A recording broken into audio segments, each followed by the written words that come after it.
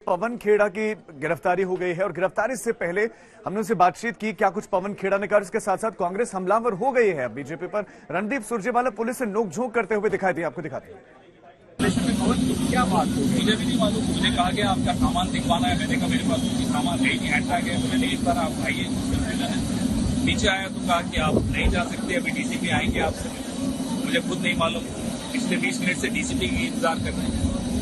क्या नियम है, क्या कानून है, क्यों मुझे रोका जा रहा है, मुझे नहीं मालूम। ऐसे एयरपोर्ट पे बिना किसी वजह के तो रोकना बड़ा मुश्किल होता है। जब तक मुझे तो नहीं समझ, इंतजार ही कर रहा हूँ डीसीपी साहब की आ जाए, फिर देखिए। कई स्टेट से क्रिमिनल लेकर आया, यूपी से कई बार लेकर आया, 48 गैंग हमने वाइप आउट। आपको देगा, आप हमें दीजिए, हम आपको हैंड ओवर संजीव जी को दे देंगे। सम पुलिस के प्रवक्ता हैं प्रशांत जी। पहला सवाल ये, पवन खेड़ा को क्यों गिरफ्तार किया गया है? कल हाफलॉन्ग पुलिस स्टेशन में एक एफआईआर रजिस्टर हुआ है अगेंस्ट मिस्टर पवन खरे।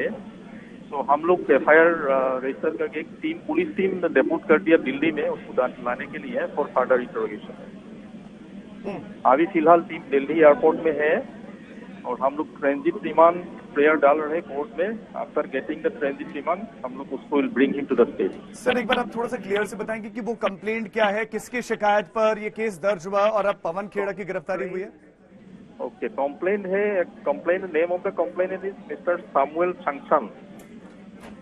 तो उसने एक फाइल एफआईआर दर्ज किया है कि this mister Pawan Khare through press and through other electronic media, ये मतलब जो against prime minister of India कुछ व्यूज डाल रहे हैं, जिसके वजह से सोसाइटी का माहौल खराब हुआ था जी, जिसमें हाफलॉन्ग का माहौल भी थोड़ा खराब हुआ है।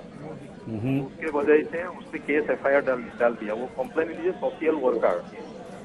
प्रशांत जी, आपने गिरफ्तार कर लिया है, अब आगे क्या? आप अदालत में पेश करेंगे, कब तक रहेंगे, कहाँ रखेंगे, कोई जानकारी आप दे सकते हैं please? We have detained him. We have not arrested him so far.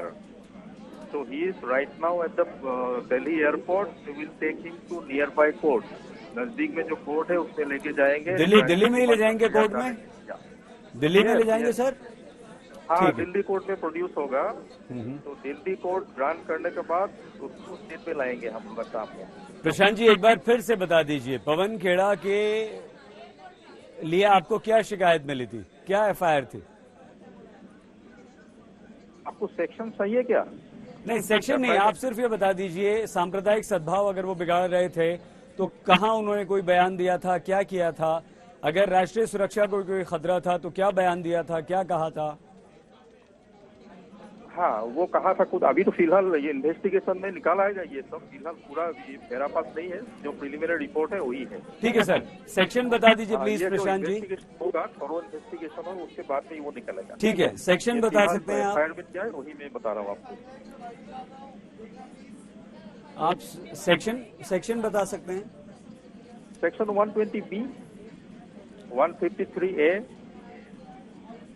153B within bracket 1, 500, 504, 505 within bracket 1, within bracket B, 505 within bracket 2 IPC।